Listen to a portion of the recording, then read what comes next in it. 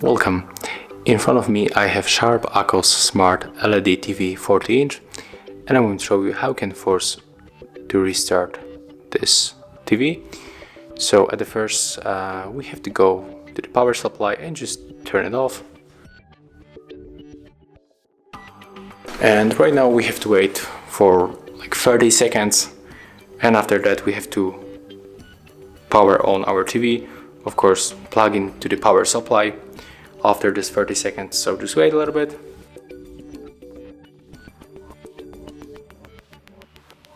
Okay, and after that we have to simply grab our remote control and tap on the power button. As you can see, our TV is going to turn on, so we have to wait a little bit.